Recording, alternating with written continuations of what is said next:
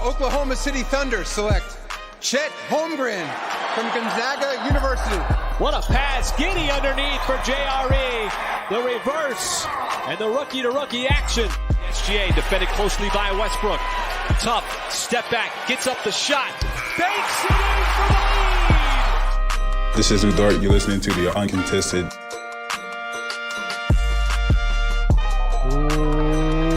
What is up, and welcome to the Uncontested, coming to you live Wednesday, July 28th, as we are just a couple of days away from NBA free agency.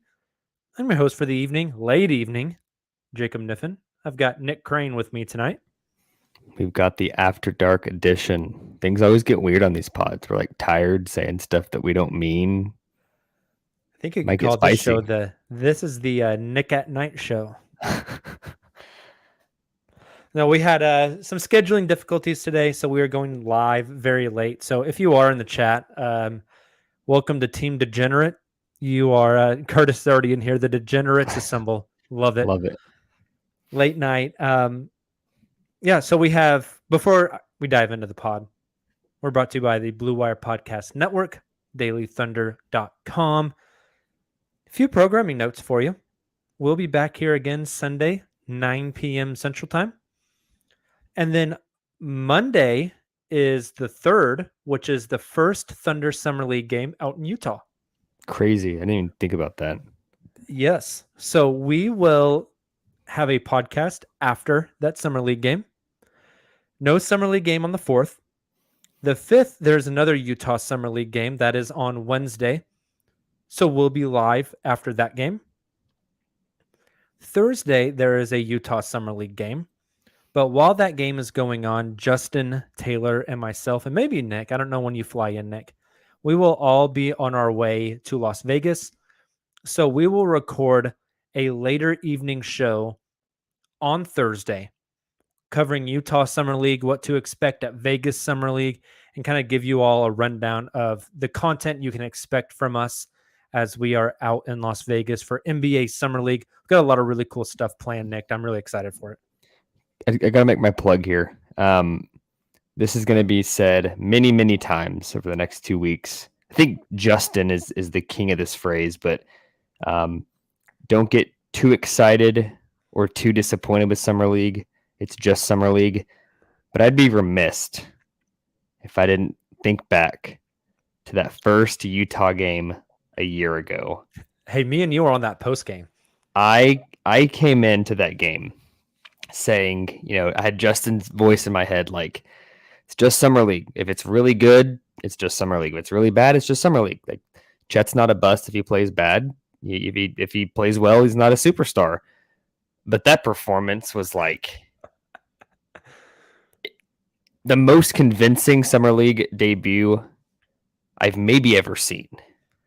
With the Dirk fadeaway, he was doing like behind the back dribbles, step back behind the back shots, 3-point shots. The one that sent me, Nick, in that game, he had the whole offensive bag going. He had like this really slick pass to J Dub. He had dunks, but in the second half, the beginning of the second half, I don't know if you remember this. I forget who it was for Utah. But somebody drove baseline and like pulled it back to throw one down. And Chet got up and got it with both hands. And then it ignited the break and he just kind of strolled down the court like you would see an action movie star do as the car behind them explodes in a ball of flame. I was just like, we were irrational. After that game, like I don't want to go back and listen to that pod because it was probably just the hottest takes we've ever thrown out there.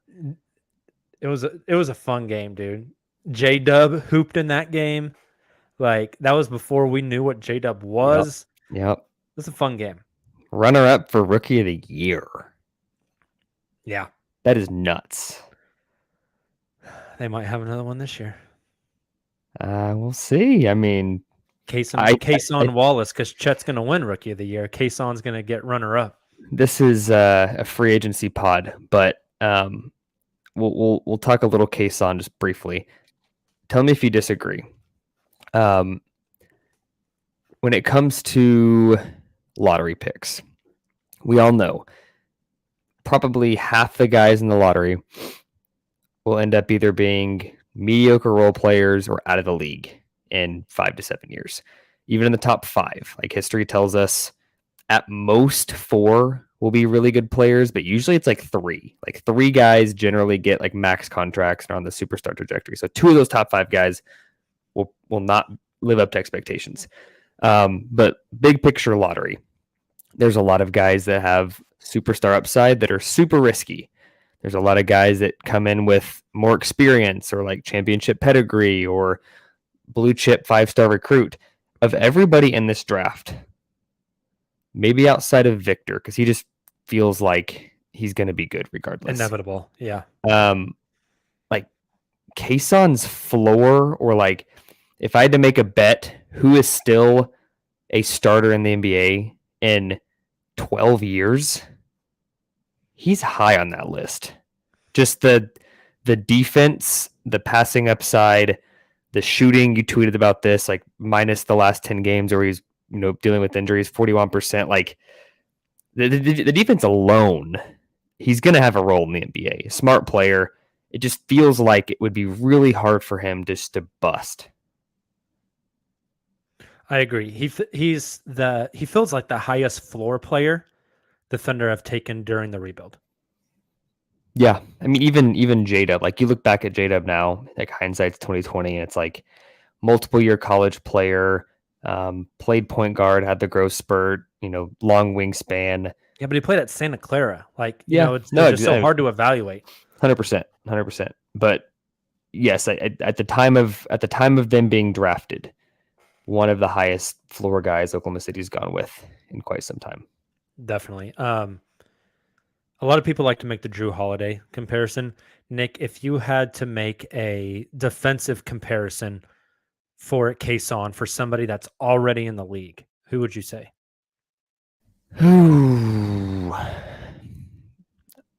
Marcus Smart is another kind of cop-out, kind of like Drew is.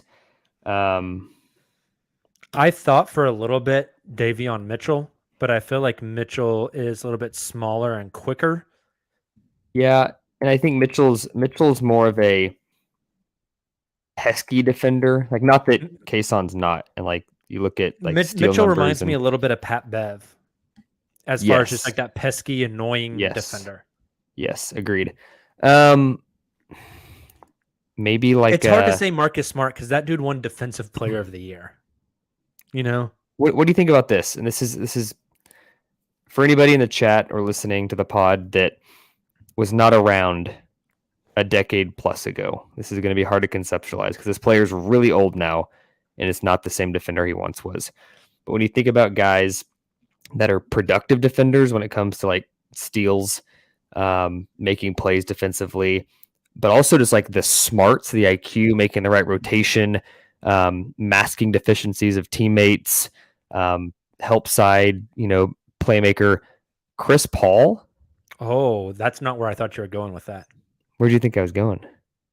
Another Kentucky guard. Pre-John Calipari. A lot longer than 10 to 12 years ago. Rajon Rondo. Ah. Interesting. Not too dissimilar. Like, I think Cason has... The overall point here is Marcus Smart, Drew Holiday are guys that are...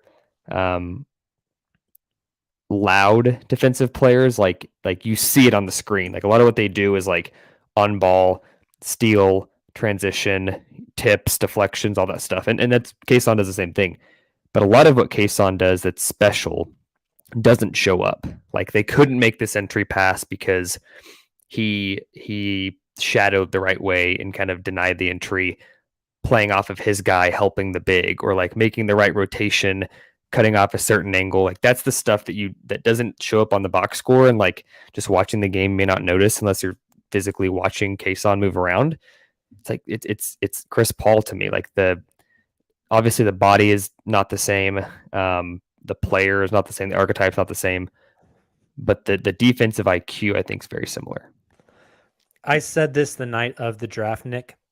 this sounds a little blasphemous, and I don't mean it like he is this player, or he has the possibility to be this player, because he doesn't. Some of the defensive plays he makes remind me of Kawhi Leonard. There's one where like somebody posts him up and like sticks the ball out and kind of brings it over their head, and he just like reaches over there, grabs him, and takes it away. Like the hand activity. He has a lot of plays where he's just like running with the guy and then just pokes the ball and it goes out the other way and he's on a fast break. I'm not comparing him to Kawhi. I'm not saying he's going to be Kawhi. I'm not saying he's a Kawhi level defender. But there's some things that he does that reminds me of the way Kawhi defends. I mean, you're not wrong. Like, all the guys we're comparing him to are fantastic defenders. And that's what Cason is. And if Cason was 6'9", then he is Kawhi. And that's why Kawhi's been so freaking good. Yeah. But there just shades of that. The other thing, I've tweeted it out multiple times, Nick, I'm sure you've seen this a lot. The way he relocates after passing the ball, like he'll have the ball in his hands, he'll make a move, he'll do something, he'll kick out, and then he doesn't just kind of like fade to the baseline and wait for somebody to shoot a three. It's like he drives the lane, he kicks, and then he continues to move. And as soon as you give the ball up, your defender relaxes. Again, going to sound blasphemous, and I'm not comparing him to this guy, but it reminds me of some of that Warriors off-ball movement. Like, Steph Curry is the most dangerous as soon as the ball gets out of his hands. And I'm not saying he's Steph Curry. I'm not saying he's anywhere close to Steph Curry. I'm just saying the off-ball movement kind of reminds me of that Warrior style of play. And again, I think it's IQ. Like, Cason's a very, very, very smart player. And it's kind of like some of the best two-way players in the game. The reason they're good on both ends is because either they're like a defensive ace, and because of that, they know how to counter guys defending them on the other end, or they're such a great offensive player that they can like flip that and do it well defensively. With him, I just think he's so smart, and it's the angles, it's the movement, it's like the way he process. We talk about Josh processing the game offensively. Cason's the same way defensively, and I think because of that, he understands I'm a good defender. I know how to counter offensive players. And because of that, when he's on offense, he's thinking that same way. Like, what's my defender going to do? Yeah. I think moving off ball is a good example of that. And I just, back to the floor, I just think it's going to be so easy for him just to seamlessly fit in and be really good day one. Totally agree. I think Mark's going to love him. I think Mark already loves him. But just some of the stuff he does, really high IQ, like you mentioned, on the defensive end, really great help defender. I was watching some of the film from Kentucky versus Alabama, and he's guarding 6'7" Anthony Black and just like clamping him a lot. Like, Anthony got his for sure, but it wasn't easy. Yeah, so I don't know. It's exciting. I'm excited to watch him play in Summer League. Again, don't take much away, whether it goes good or bad. Summer League is made, you've said this, Summer League is made for guys like Amen and Asar. Summer League is not made for guys like Cason. No. I still think he'll be fine. I think he'll look good. But Summer League isn't made for the Cason Wallaces of the world. It's made for the guys that have a lot of pop to their game, a lot of flash to their game. And that's just, they drafted a dog who wants to work. There will be tweets in that Thunder Rockets game from Houston fans that are like, Wallace is such a tryhard. Why is it's Summer League. Why is he trying to lock this guy down full court? And it's like, that's just the dude he is. Mm-hmm. He doesn't Get care. over it. Yeah. You roll the ball out on the blacktop. That's what he's doing. Yep. The Thunder do play Houston? Yep. Out in Vegas? I think it's game 2, July 11th, the day after we leave. I would like for Houston to play Jabari Smith Jr. that game, and the Thunder to play Ousmane Dieng, and it just go positively for the Thunder. That'd make me very happy. Again, it's just summer league, but yes, that'd be fun. It would still make me very happy. Let's take a quick break, and then on the other side, we're going to dive into all things free agency.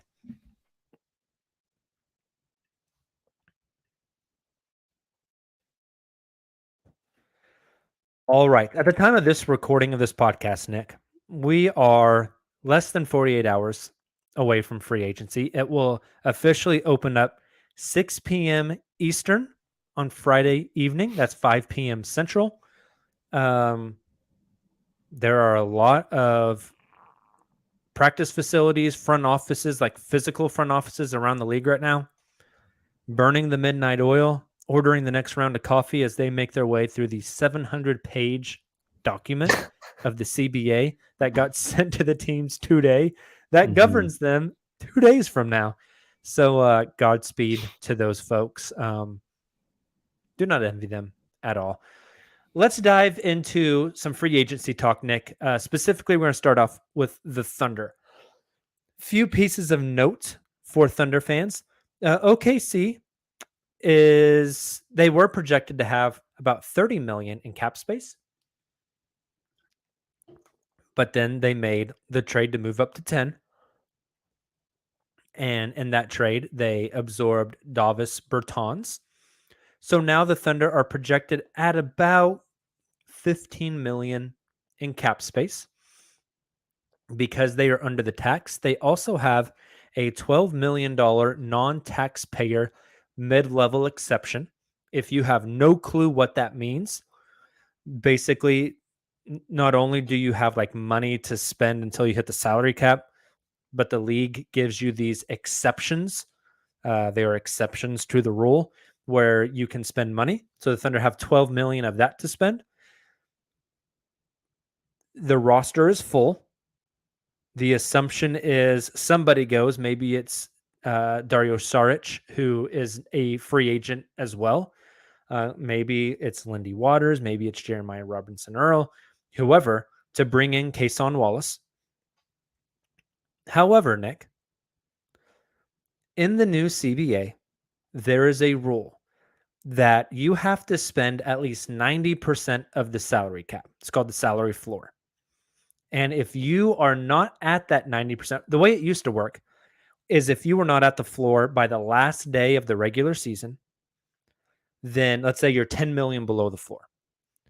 You have to disperse that $10 million that you didn't spend amongst all the players on your team.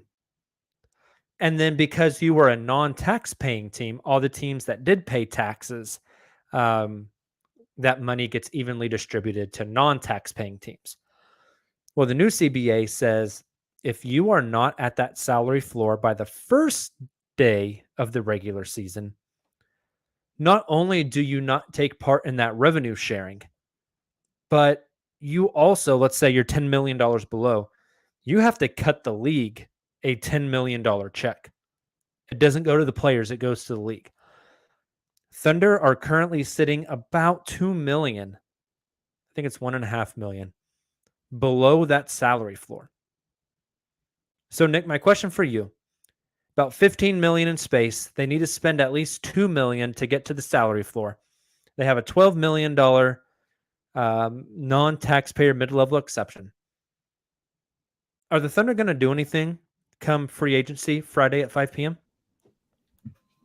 I'll start by saying, surely there's no way that given 5 p.m. is when you're allowed to start legally talking and negotiating, surely there won't be like 40 deals that are tweeted out right at 5, right? No way. They're not sitting in the drafts.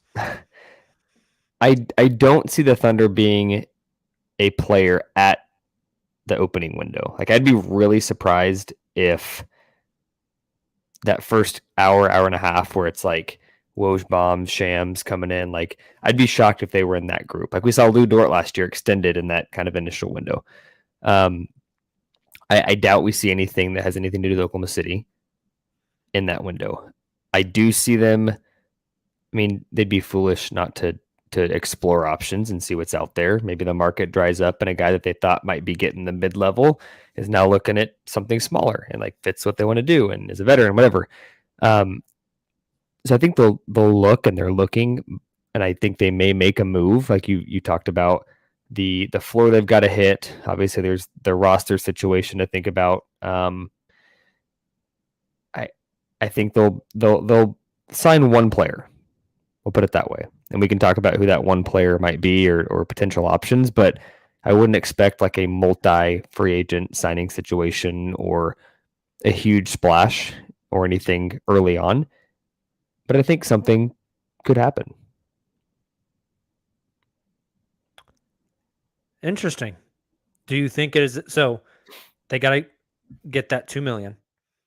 Do you think they get there by just signing? Because you sign somebody for 2 million, but you also have to open up a roster space for that guy. So you cut somebody that's making 1 million, like I don't know, like a Lindy Waters or something. Like the math doesn't add up. So do you think it's going to be a signing or is it going to be a trade? Signing. I think you don't have to cut. Like we're in that transition between seasons, like change of the calendar year time frame, where you don't have to make those cuts until later in training camp. So it's not like they have to cut a guy right away to bring in a guy. Correct. Depending on the circumstance. But like Lindy's got a club option for next year at just under 2 million. So if that's a guy that would be cut, like the situation you're talking about, you got to do some math there to make sure you're still hitting your floor. But even if you signed a guy, that doesn't mean he's going to make the team long term. That doesn't mean we know exactly whose roster spot he's taking. You know, it's going to be this. Presti said we like guys going into camp and competing. If I were to place money in Vegas, if the Thunder signed one guy, how much is their average annual contract? I would say $7 million. I was going to go 6. Okay. So interesting. Very interesting. Yeah, they have a long window to make this happen, but they do have to spend. Yep. And I think that's interesting. A move has to be made because they're not cutting the league a check. It's just not going to happen. Also want to give a shout out to John Hamm. If you've been a Thunder fan for a while, you know who John Hamm is. He and I were texting back and forth earlier today and this evening to make sure I had all my salary cap stuff correct. You got to go to the teacher whenever you need your answers. So on to John. Crazy idea I just had, Nick, because John and I were talking. The Thunder have about 15 million in cap space. They could also trade away a player and bring back a player making more money. Basically combine your salary cap space and a contract to get something bigger. Right? I think that's interesting. They can even trade Davis Bertans. They could turn around and trade him right now because of the way they acquired him. He wasn't like an aggregate trade, so they could do that. One name that's kind of been out there, I don't know if this team is still looking to shed money. They were, for sure. They might have accomplished that goal and not have to do that anymore. A name that I think you and I have talked about before. Is there Marcus something Morris? Oh, no. Oh. Is there Okay. something there with DeAndre Hunter in Atlanta? Oh God, I wish. He That wouldn't be a salary shed. That would be you're giving up assets and taking that salary. Yeah, so as soon as the next fiscal year starts for the league, which is July 6th, July 7th, he starts his 4-year. Is it 80 mil? A little over 80. It goes 20 million, 21.7, 23.3, 24.9. Okay. So that'd be 84, 5, 6, 7, 8, like an 4-year 90 around. Okay. So if you could turn around and give them Bertans and a pick definitely would do that. Because I mean that gets them, it cuts their salary by about 3 or 4 million this year, and then they can just not play him 75% of the games, only be on the hook for 5 million next year. You do that plus John Collins, really reset your books. Yeah, I don't know. It's just a thought. That's a situation where you're taking on a player that's actually attractive and fits what you're trying to do. On the flip side, my Marcus Morris guess, we saw the Clippers tonight not guarantee Eric Gordon's contract, which saves them like over 100 million in luxury tax dollars. Marcus Morris has publicly not been happy with his role and would not be shocked if they're trying to move him or even dump him. We've seen Oklahoma City be a huge player on that front. I think now, given their situation, they're not maybe as open to doing like the Al Horford deal, the Kemba Walker deal, where you're bringing on decent chunks of money while attached to an asset. Like, it doesn't make as much sense now, but it still could make sense. Like, if that's how you get over the 2 million and you acquire an asset, and maybe Marcus Morris looks halfway decent in Oklahoma City, that works. But the Hunter option would be much better, where it's a guy that's still young and could be a starter for you and actually has a future on the team. Like, absolutely. Yeah, I think it was just a thought. I don't think it's going to happen. There's no reporting of anything about that. Just interesting thing to throw out here at 11:30 at night. I could also see the Thunder being involved in a trade, in a 3-team trade, where they are a team that's absorbing a salary. They're making the mechanics of the trade work. The Thunder acquire something for doing that, and it gets them that extra 2 million. That would make a ton of sense to me as well. Okay, more free agency stuff, Nick. Let's do a little exercise. I want you to imagine that Friday at noon, you get the phone call. It is the Oklahoma City Thunder. Sam Presti is bringing you on board. He says, look, Nick, we got about 15 million we need to spend. I want to sign a player for 10 to 15 million. Here's the phone. Here's all the numbers of all the agents. Call 3 guys for me. See how interested they are. We want them to make sense for us, for what we're building. We've listened to the uncontested. We know that you know what you're talking about. Here's the phone. Make 3 calls to 3 free agents. See what their interest level is. Who are the 3 guys you're calling? They have to be 10 plus or just anything. Not necessarily. But they can't be over 15. Okay. I'll give you 3 names, and then maybe you pick out what's most intriguing, and we can talk deeper. Give me Shea's cousin, Nah. Okay. Restricted free agent. Yep. Out of Minnesota. Yep. Meaning that if somebody offers him a contract, Minnesota can match. Yep. I believe starting this year, 2 days. It used to be if you signed a restricted free agent to an offer sheet, their team had 3 days to match. I believe now that's down to 1. Okay. I think that starts this year. May actually benefit teams because that also like kind of locked up that money. Mm-hmm. Interesting. I hadn't read that tidbit. Name number 2. Listen closely, because I'm not saying the name that people think I'm saying. Jalen McDaniels, not Jaden. Jalen McDaniels, who I think is overshadowed by his brother, who's a much better player. But I think Jalen is also a solid player. Mm-hmm. He's in Philly. Is he restricted as well? He may be unrestricted, actually. I think he's unrestricted. I think you're right. I don't have his. Let's see. Unrestricted. Yep. Although I think they have his bird rights, and he wouldn't be crazy expensive, I don't think. Last one, another brother of a player in the NBA, actually. Mo Wagner. Okay. He doesn't sound like the sexiest pickup, but strong, plays center, can shoot the ball a little bit. And I think if you go look at his numbers, he's a guy that like nobody talked about last year because he wasn't a huge piece in Orlando, but let me read you his statistics from last season. He played in 57 games, 18 starts, so he wasn't a primary starter, but started some games. He shot just over 30% from three, so not great, but he's had seasons in the past where he's in the mid to upper 30s. 10.5 points a game, 4.5 rebounds per game.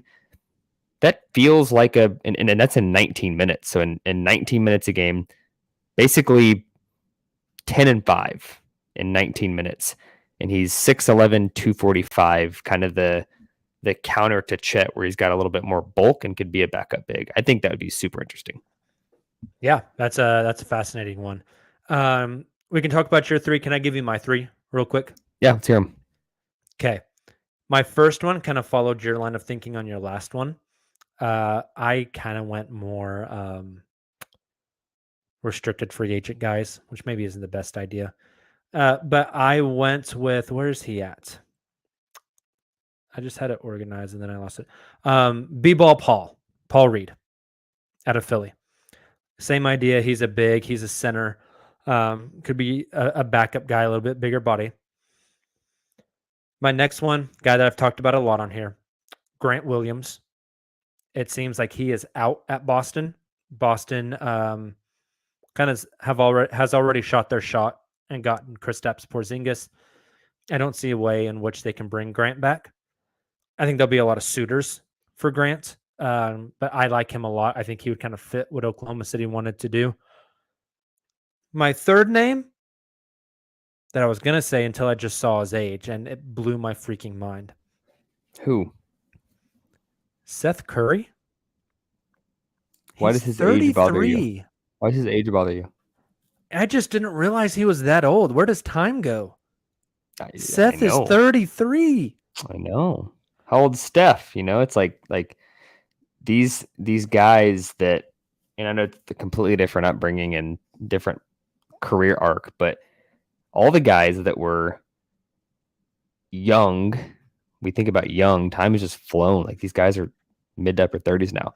I know, it's crazy. But Seth is a guy that age doesn't concern me because his game is predicated on shooting the ball. You don't have to be hyper athletic or keep your mobility to do that kind of thing. Definitely. I don't know. Maybe so. For my third name, maybe I go Nickeil Alexander as well. Maybe a Romeo Langford, someone along those lines. Romeo's interesting. The Spurs have drafted multiple guards the past couple of years. Like maybe to me, he's a guy that if I was the Spurs, I would keep. But there's also the counterpoint where it's like, how many guys can you have? You got Malachi Branham. You no longer have Josh Primo. You've got Sissoko, who's not a true guard, but can play a little bit of guard. Notre Dame kid, I'm blanking on his name from last year's draft. First round pick. Yeah, I know who you're talking about. It's escaping me too. We watched him at Summer League. I know, I should be blanking on that. Anyways, they got a bunch of guards the past couple of drafts. I wonder if Langford could be gettable. Of the six names we just rattled off, who's the most interesting one to you? Obviously Grant Williams, but he's going to be at the upper end of the price tag, probably by a mile for all the guys we talked about. Oh yeah. Does Grant go for under 15 per year? I don't think so. I could see him getting 16 to 18. Yeah, I could see him getting 20. I don't think that that Boston's bringing him back. I just don't see an avenue where they can. They're pretty strapped on cash. In that case, I think we both talked about Nah. We've talked about it for a long time. Yeah. And what he did in late in the season in the play-in with his defensive ability kind of fits this team that wants to have every player impact the game on both ends. He can shoot it a little bit. Yeah. I don't think Minnesota is going to give him up They No, just no, no, they no. just let why am I blanking on their shooter that they just let walk tonight? Prince. Yeah, Tarian Prince. Yeah. I would imagine they're letting Tarian Prince walk so they can match a Nickeil Alexander Walker offer sheet. But They let Prince walk so Alexander Walker could fly. I love it. Understand? Love it. Yeah, I think Grant Williams is my favorite in there as well. We got some people in the chat. Connor says PJ Washington. I just think he's going to be priced out of the Thunder's range. Hell yeah, he is. Dude, that game late in the season against the Thunder. Yeah, What do you have, like 38? it was crazy. I think it was his career high. Yeah, I mean, obviously you don't get paid based off of your career night, but like that dude is really He's good. good. He didn't get I talked like about him 'cause a he's in lot. Charlotte. Yeah. The Thunder only have one free agent, Nick. That is Dario Saric. Any predictions on him? Or are we just assuming he's gone? I think he's gone. Pre Bertans trade, I thought there was a legit chance they might bring him back on a cheapish deal. Now, I just don't see a world where 2 roster spots are used on immobile veterans that play in the front court. Totally agree. Totally agree. Last free agency-ish kind of thing for the Thunder. Alexei Pokusevsky is the one Thunder player who is eligible or extension eligible this summer. He's going into year 4. So if they did sign him to an extension, that would not kick in until the following season. Do you see them getting an extension with Poku done? They have until like right at the beginning of the season, mid-October, to get this done. But do you see an extension with Poku? And if so, what do you think the dollar amount is? I think yes.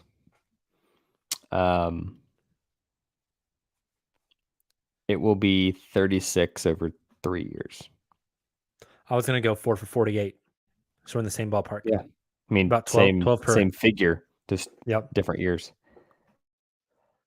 I think 12 million per year, I think is pretty fair for Poku. Yeah. Especially, I mean, I don't think it's going to be a long-term concern, but given super injury riddled the last year, someone like that, 12 million, he should be very happy with, in my opinion. Yeah. And I think the Thunder really, really, really like him and see the vision and are going to be patient with him. They put so much development time in this kid over the past several years. Like, bringing him back just makes sense. I've said it a few times on this show. I legitimately think he might be like the Thunder aren't going to play like traditional positional basketball.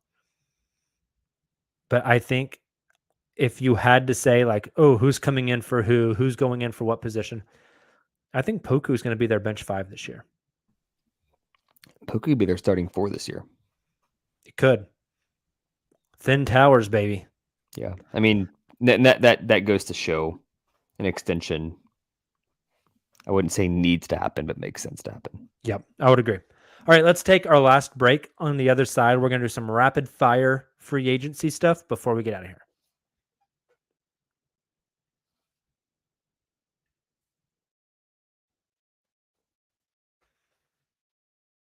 And we are back. Nick, I have a list of free agents in front of me. Yeah. I'm going to give you a name. You're going to tell me what team they're going to be playing on next season. All right. Easy enough? Easy enough. First one, James Harden. Miami via opt-in trade. Oh, okay. I'm going Philly. Okay. Kyrie Irving. Dallas. D'Angelo Russell. Los Angeles going back as well. Houston Rockets. Mm. Fred VanVleet. Rockets. Back to Toronto. Jeremy Grant. I think that Portland definitely wants him back, but they're also flirting with this Draymond Green idea. Let's go Jeremy back to Detroit. That's a good one. I'm going Jeremy stays put. Christian Wood.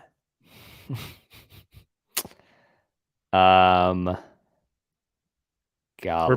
Reported Miami interest there. I'm gonna go Knicks. Ugh, I hate that. Give me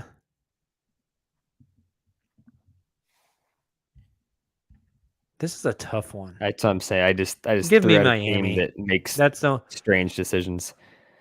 Kuzma. I think the popular answer would be Sacramento. I'm gonna go a little weird here and say San Antonio. Okay, I'm gonna go Indiana. Okay. Dylan Brooks. You want to say it on 3? Yeah. 1, 2, 3. Rockets. Houston. Just makes too much sense. Does. And that's not a good thing. Guy I just mentioned, Seth Curry.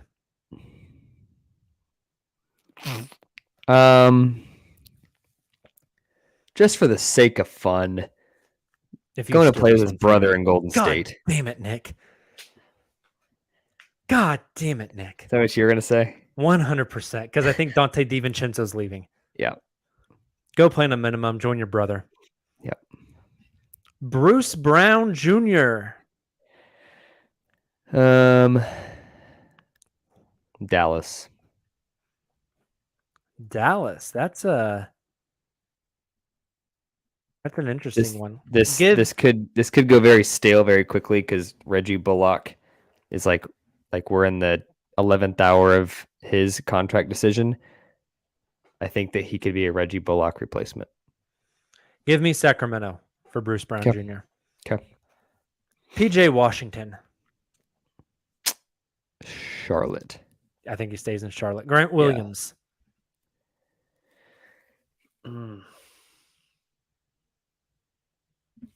That's a really hard one. Like, he has tremendous value, and I think every team would love to have him. But there's like the teams that have cap space. Does he make sense on any of those teams? Give me the Lakers. Ooh. Some sort of sign and trade? Yeah, I mean they always, any LeBron team, it feels like they have weird cap space situations where it's like, how the heck are they going to do anything? And then all of a sudden they like trade half their roster and end up with a new team. Yeah. This one's a difficult one for me. Doesn't make sense I thought he made sense in Utah. Doesn't make sense in Utah anymore. They've just picked up 2 power forwards. Doesn't make sense in Detroit. He can play. I mean, he's a shorter guy. He doesn't have to play power forward either. So if you're thinking of a team that has too many power forwards, I wouldn't let that deter you. What is he, like 6'6"? Yeah. He could play wing just fine. Yeah. Give me a sign and trade to Miami. All right. 2 more, both Oklahoma ties. Darius Baisley. You did not put this one on there. Oh. Didn't get a qualifying offer. He's unrestricted, I believe. I could be wrong there. Golly. We've joked about it for years. Clutch Lakers. I 100% could see it. Signing a minimum. Yep. Last one, speaking of Lakers, Austin Reeves. I think somebody's going to screw the Lakers and give him way more money than I think he's worth. Like, if I'm Houston, why am I throwing my money at Van Vliet and Brooke Lopez and Dylan Brooks? When, like, I know Reeves isn't like a young, like, people think he's a young player. He came out of college like at 23 or 24. Like, he's not a young player. But like the Rockets, like, I love that they're doing it because I think it's going to implode in their face. But quit trying to like push the button too fast. Get it like a middle ground guy. Like Reeves is young enough that he can play for you for a long time, but he's not this old guy when you're trying to win too fast. Throw your money at him. You're probably going to overpay him. Maybe you don't, but that's so much better than like a 2-year deal for Van Vliet, a 2-year deal for Brook Lopez, and you middle out both seasons and then they're gone. Houston is my answer. I like it. Give me. I'm trying to think of someone that we haven't really gone with yet. What about some sort of sign and trade with the Knicks? That would be so funny to see him go from Norman, Oklahoma that last season of college To Los Angeles and New York. Los Angeles and New York, yeah. Give White me Mamba. give me him and what's the Knicks guard name? Why did I just forget it from Dallas? Brunson? Give me Reeves and Brunson backcourt. That could be kind of fun. Slide RJ up to the 3. Yeah. All right, Nick, any other free agency thoughts before it kicks off? Because we will not have another podcast barring something wild with the Thunder. I'm going to give you 2 names because you threw like $1 billion at me. Russell Westbrook. Stays with the Clippers. Really? Yeah. Interesting. Minimum. I think he's going to fight for more than that. I know not every team that he wants to go to has the kind of money, but the other one's Brook Lopez. We just talked about it with Houston. Do you think Houston's the team? I think Brooks stays with Milwaukee. I think Milwaukee just keeps everything pat and runs it back. Agreed. Not sexy at all, but I think that's the case for those two guys. That is Milwaukee, though. That is exactly what they do. Only other thought for free agency is I think Thunder fans might be disappointed when they see that Oklahoma City has 15 mil to work with and may not do anything splashy at all. The guys that we brought up in our 3 were not splashy names. Just remember, not a free agent destination. Even if they had 15 million and wanted to use all of it, doesn't mean guys would come here. On top of that, there's no better free agent signing or draftee for that matter than Chet Holmgren coming back. Like this team is going to be more fun than last year, more talented than last year, more well-rounded than last year. You don't need free agency. And if you're like chomping at the bit for the Thunder to go get a guy in free agency, you got to remember, if they go sign somebody, you typically have to play that somebody. Yeah. This team has Shea, Josh, J-Dub, Chet, Cason, Usman, J. Will, Dort, JRE, Trey Mann. Like they have a lot of guys that they still want to get development. Poku. Yeah. If you bring in a vet that needs 30 minutes a night, you are stunting the growth of other guys. And I think Thunder fans and the front office want to see those young guys play and see what they can turn into. Yeah. The Thunder isn't in a rush. They're just going to let this thing play out. So I wouldn't expect anything. If there is something, though, we will be all over it. We will have you guys covered with emergency pods and whatnot. Reminder before we get out of here, Sunday at 9, we'll be back here. We'll probably talk a lot of free agency then as well, because that will be 48 hours after free agency has started. So there'll probably be a ton of news. Monday, first Thunder Summer League game out in Utah. We will be covering that one with a post-game podcast. Same thing on Wednesday. Thursday night is a later pod after the Thunder Summer League game from the 4 of us who will be out in Las Vegas. We got some cool stuff planned for Vegas. Make sure you follow all the social channels. You will not want to miss it. If you are a fan of the Thunder, we will have you covered. We'll be there in person next Saturday for Thunder versus Mavs. That should be a fun one. And a lot of other stuff coming your way. We'll have post-game pods after every Summer League game. So keep it tuned to the Uncontested wherever you get your podcasts at. Make sure you sub to the YouTube channel. Follow us on all the social media channels. We will see you guys on Sunday. Stay cool. Enjoy Summer League. Or not. We'll be back before Summer League. Enjoy free agency. and we will talk soon. Until then, and as always, Thunder up. Bang bang.